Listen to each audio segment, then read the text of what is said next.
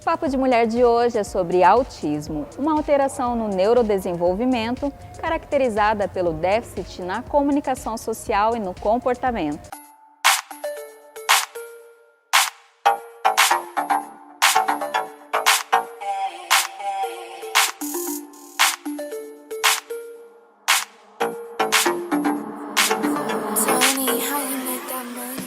E o nosso bate-papo de hoje é com a convidada Angélica Ratti, ela que é psicóloga, estudante de medicina. Seja bem-vinda ao Papo de Mulher. Seja bem-vinda, Angélica. Obrigada, meninas. Estou muito feliz de estar aqui. Obrigada, Angélica. Bom, a Angélica tem um conhecimento muito grande sobre esse assunto de hoje, o autismo, porque ela tem um filho, o Ricardo, com 4 anos, que aos 2 anos foi diagnosticado com autismo.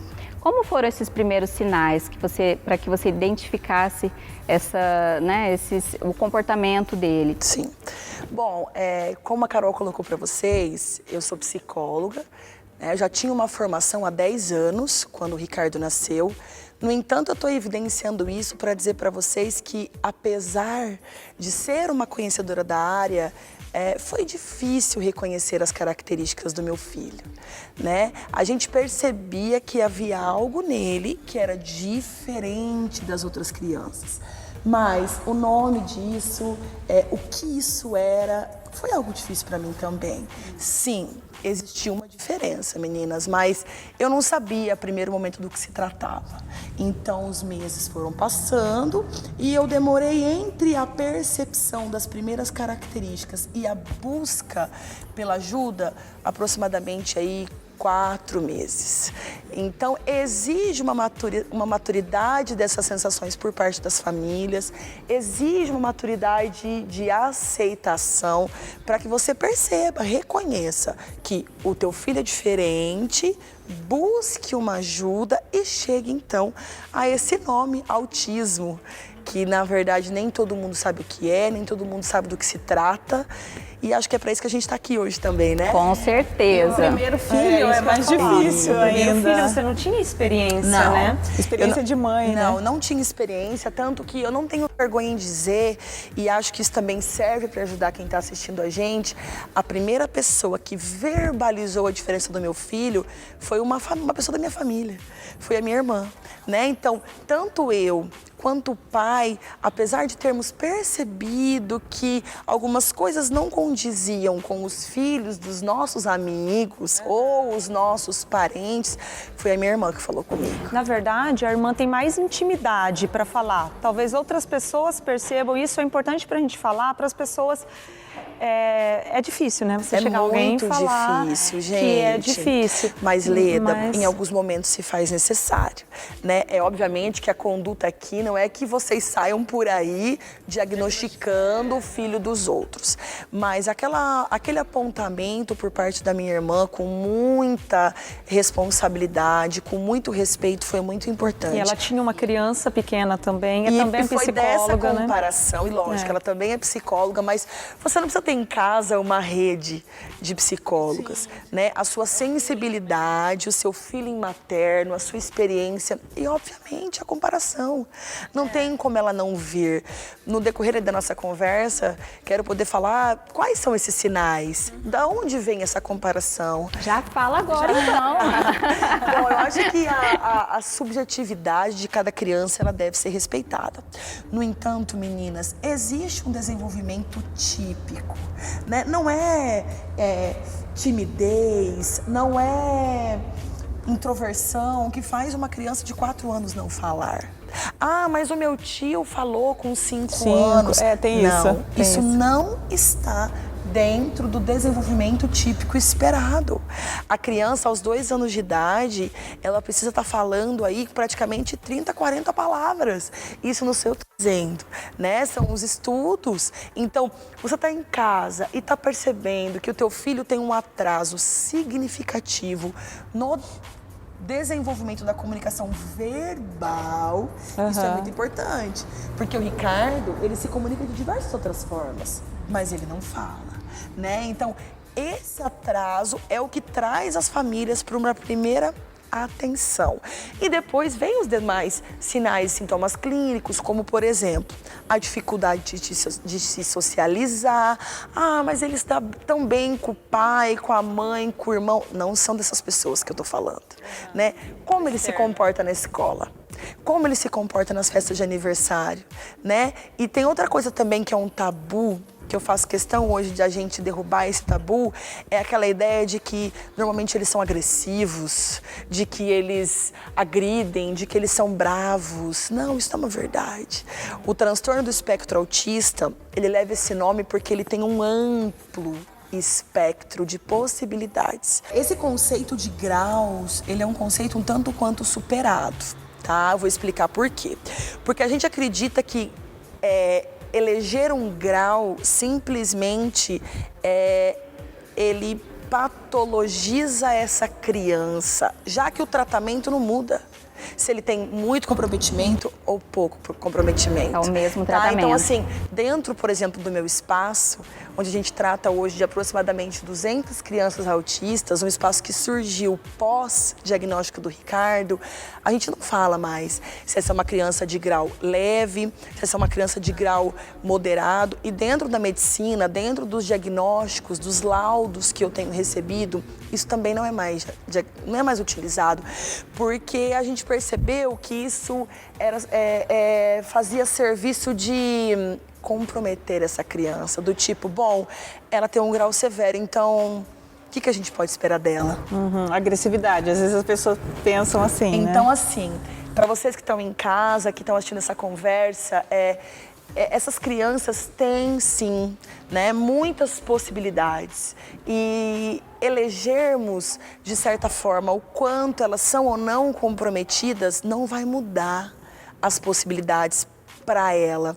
E esse é o nosso trabalho. Sim. E essa é a conversa hoje, para dizer, bom, eu tenho uma criança autista. E agora? E agora? Né? Então, o primeiro passo, quem faz esse diagnóstico? O médico. Tá? Não é a vizinha, não é a escola, não é a tia. A escola pode, assim como os familiares, darem uma indicação, uma orientação. Mas quem faz o diagnóstico da criança autista é, de preferência, o neuropediatra. E a partir de qual idade é possível identificar? Bom, meninas, alguns estudos bem recentes falam de médicos, de estudiosos, por exemplo, do Rio de Janeiro, que diagnosticaram crianças de 3 meses de vida. Né? Nós temos em Maringá alguns profissionais que têm feito diagnósticos com 8 meses de vida. Então, sim, normalmente algumas crianças que apresentam alguns outros comprometimentos associados, tá? Sim. Comorbidades associadas, fica de certa forma mais fácil fazer esse diagnóstico. Mas agora a gente também trabalha com outro conceito. Não se faz necessário o diagnóstico para uma intervenção terapêutica. Então eu não preciso ter um laudo, um carimbo para dizer, bom, agora eu preciso estimulá-lo. Não, eu percebi uma diferença, principalmente nesses sinais clínicos que eu citei. Uma diferença de comunicação, uma diferença de relacionamento interpessoal. Comportamentos, né? Comportamentos do tipo dificuldades de viver em ambientes com mais estimulação. Então, eu percebi esse comportamento, eu procuro ajuda. Feito ou não o diagnóstico, a intervenção terapêutica já pode ser realizada. Até porque não é uma intervenção medicamentosa, né? Então, e o sucesso, só vem agradar. E o sucesso do tratamento precoce, ele é significativamente vezes maior que o sucesso de um tratamento um pouco mais tardio. Quer dizer, o quanto antes for identificado, melhor vai ser a qualidade de vida, melhor né? é o prognóstico, maiores são as possibilidades. Uma vez que, pelo fato do autismo não ser uma doença, ele não tem cura, né? Ele é um transtorno que pode ter os sintomas clínicos minimizados. Que esse é o nosso trabalho como profissional, é minimizar e preparar, adaptar essa criança a sociedade. E você comentou que você tem um espaço e você ajuda 200 mães Isso. em todo esse processo. Isso. Conta um pouquinho mais sobre o seu espaço para poder ajudar mais mães. Bom, então depois do diagnóstico do Ricardo, aos 2 anos de idade, eu busquei tratamento para o Ricardo e eu não encontrei naquele momento, né, certo de que já houve uma evolução a nível de sociedade também, né? Hoje já existem alguns espaços semelhantes ao meu, mas naquele momento eu não encontrei um espaço referência para criança autista. Nós tínhamos outras clínicas que faziam também a terapia para criança autista.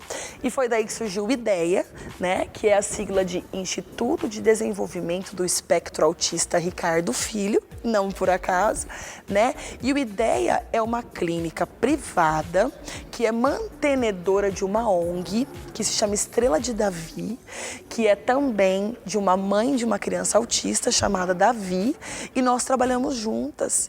Eu, a Alessandra, o pai do Ricardinho, em prol de atender essas crianças, seja na ordem privada, ou seja, de uma ordem um pouco mais social, para que elas possam ter o atendimento que se faz necessário.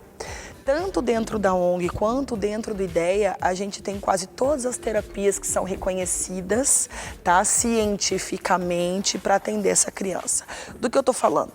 Psicologia, fonoaudiologia, psicopedagogia, pedagogia, terapia ocupacional, musicoterapia, que são as terapias reconhecidas internacionalmente como aquelas que têm efeito, que dá resultado. E sem dúvida, né? Quem quiser nos visitar, quando vocês quiserem ir nos visitar, quiserem conhecer a clínica, vai ser um prazer receber vocês lá. E mais do que isso, quero poder divulgar, quero que vocês me ajudem a divulgar o quanto o tratamento é importante. Sim. Porque muitas vezes, envergonhados, se sentindo fracassados, se sentindo frustrados, né? Os pais sonegam esse diagnóstico e, consequentemente, sonegam o tratamento. Então, é muito importante a gente mostrar o quanto isso dá resultado na vida da família. Eu até ia te perguntar, Angélica, sobre essa questão mesmo. Como a família lida com tudo isso? Né? Como é o comportamento da família? Olha, as coisas felizmente vêm mudando. E uma dessas mudanças, por exemplo, é a seriedade com que a gente trata dentro do nosso espaço a informação à família. Então eu me disponibilizo o tempo todo para uma conversa de mãe para mãe de criança autista e falo abertamente como é o espectro, o que é o espectro na vida do Ricardo. Tanto que eu vou disponibilizar para vocês depois algumas fotos para que vocês possam mostrar para as meninas, para que vocês possam entender que fenotipicamente, eles são igualzinhos nós, lindos normalmente, até mais bonitos. Até mais bonitos, inteligente, muito conhecimento. A maior parte deles tem proficiência em línguas, em música, em esportes. Tem muitos que têm um coeficiente intelectual super elevado. Então, o meu papel hoje é dizer para as mães, né? Todas nós queremos ter filhos perfeitos, mas é preciso rever o conceito da perfeição. Da perfeição, isso que eu ia falar. Não, meu filho é perfeito. Vocês vão conhecer o Ricardo. O Ricardo é perfeito, mas sim, o Ricardo precisa de uma estimulação diferente da nossa para que ele possa alcançar aquilo que ele veio para fazer nesse mundo. Com certeza. E eu acho que ele já alcançou, né? Porque todo o seu espaço, 200 mães, né? São ele famílias. Me trouxe aqui hoje, né? Com certeza. Assim tem sido a minha história. Ele tem me levado a muitos lugares. E eu me sinto, acho que vocês estão percebendo, né? Pelo meu sorriso, pela forma como eu falo, eu me sinto muito lisonjeada de poder divulgar essa causa e, principalmente, de poder criar possibilidades e expectativas para aquelas mães que hoje estão no lugar que eu tive. As nossas crianças, autistas ou não, elas têm muitas possibilidades. E é quando a gente sabe disso, os nossos preconceitos sobre elas caem todos por terra. E todas merecem ser amadas. Sem dúvida. Todos nós merecemos. Sem dúvida, Carol. Né? Valeu, obrigada. Obrigada, meninas, pelo convite. Obrigada. O Papo de Mulher de hoje vai ficando por aqui. Deixe seu comentário nesse vídeo, siga as nossas mídias sociais e até a próxima semana. Tchau, tchau!